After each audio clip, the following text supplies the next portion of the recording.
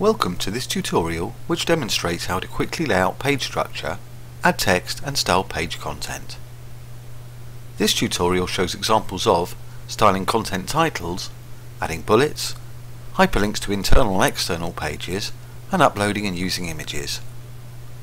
Page updating is carried out using the admin panel, so we'll start by logging in. Some pages, such as Publish, Bureau, FAQ, and Documents have their own tabs. General pages are edited using the content editor. Pages that can be edited are shown by these tabs. The content editor on our demo site manages 7 pages: Home, About, Volunteer, Donating, Accessibility, Privacy, and Phone Advice. Please note, you may have different tabs on your site. Click a tab to select the page you wish to edit. In this tutorial, we will set up the privacy page. You will need to open the public website, which you can do by clicking View Site. The public site opens in a new tab. In this tutorial, we are going to add content to the privacy page, which is currently empty. But before we start, we will change the menu title and the main page title. Let's go back to the admin panel by selecting its tab. First we will change the menu title, and next the page title. Finally, press Save, and then click the Browser tab for the public website. At the moment, the menu and title changes are not reflected on the public website. This is because the page needs to be refreshed. Either press F5 on your keyboard or click the refresh icon on your browser. The page now displays both the updated menu and page titles. Earlier I prepared some text contents for the privacy page in Word, and I found an image I want to use. Now it's time to add them to the website. Now let's return to the admin panel to lay out basic page structure. Check you're still in the Content Manager and have the privacy page selected for editing. The system uses a row and column structure to create page layout. Now, let's add a new row. Then we will adjust the columns to suit the page. A row can be split into a maximum of 4 independent columns. Columns can be merged to create larger content areas. A single merge column is an ideal format for the privacy page. Click in the box, click or drag to create content area. Next, click the green right merge icon 3 times. This will create a single column that spans the entire row. Now we will copy the text from the Word document. Highlight the text, right-click, then select Copy.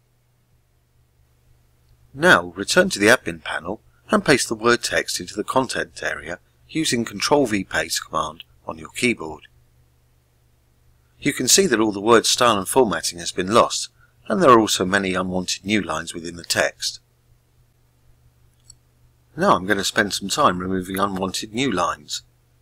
Then I'll move on to styling page titles.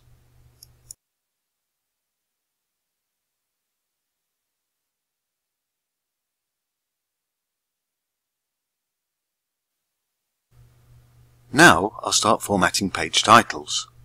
First, select the text by holding down the left mouse button and dragging to highlight.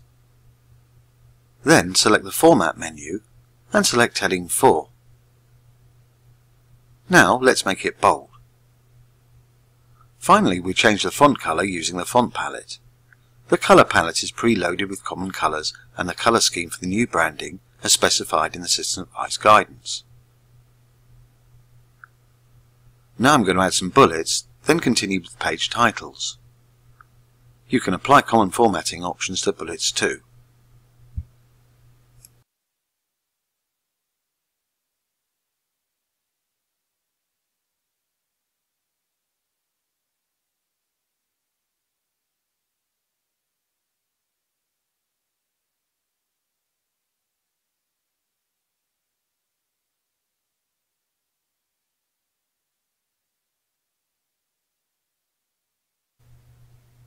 It's very wise to save your work often, so let's do that now.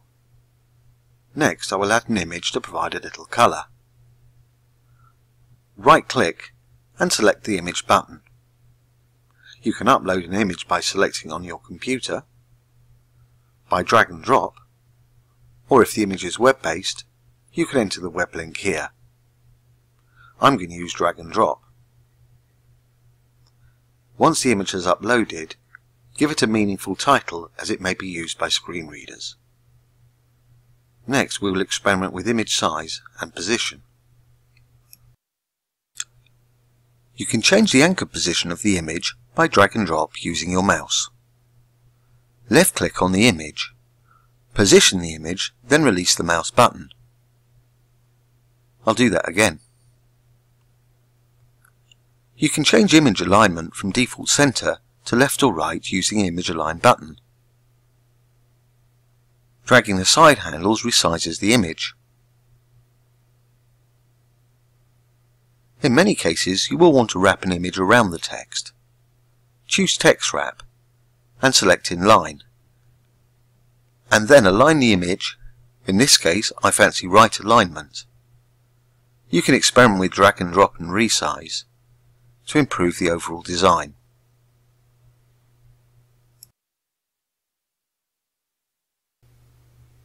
At this point I'll save the page again and we'll have a quick review of the public site. Select the tab for the public site and check you're on the privacy page.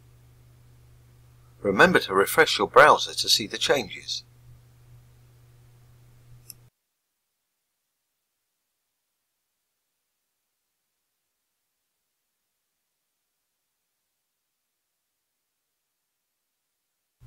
The page is starting to look good. I'll add some internal and external hyperlinks to complete this tutorial. I've decided to add a link to the Information Commissioner's Office. I don't know their exact web address, so I'll use Google. Select a new tab and search Google for the Information Commissioner's Office. Once you locate the site URL, highlight, right-click and copy.